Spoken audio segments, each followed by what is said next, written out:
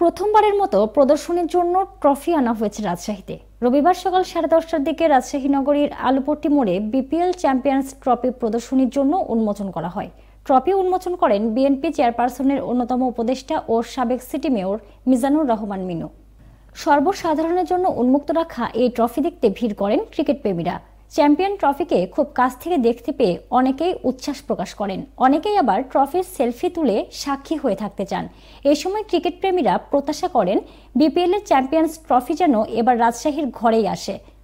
Trophy উন্মোচনের পর BNP চেয়ারপারসনের উপদেষ্টা মিজানুর রহমান মিনু বলেন, পৃথিবীর অন্যতম শ্রেষ্ঠ ক্রিকেট খেলোয়াড় স্যার গারফিল্ড সোবার্স আজ থেকে 15 থেকে 16 বছর আগে রাজশাহীর মাঠ ঘুরে দেখে রাজশাহীর মাঠকে বিশ্বমানের মাঠ হিসেবে ঘোষণা করেন।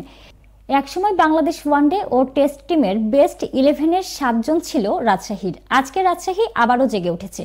এই সময় রাজশাহী অঞ্চলে ভালো মানের ক্রিকেট স্টেডিয়াম তৈরি সহ আগামীতে রাজশাহীতে বিপিএল আয়োজনের বিষয়ে আশাবাদ ব্যক্ত করেন তিনি। ট্রফি প্রদর্শনী আয়োজক কমিটির আহ্বায়ক বশির আহমেদ বলেন, ট্রফিটি আলুপট্টি মোড় থেকে রাজশাহী কলেজ, নগর ভবন, রেলগেট সহ 5টি স্থানে প্রদর্শিত হবে।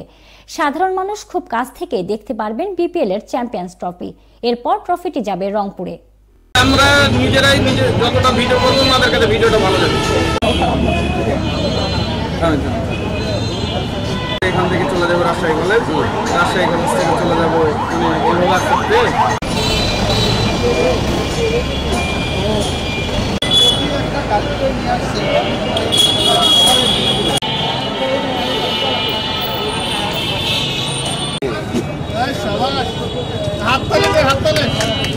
সবাই হাততালি দিই, তালি হবে।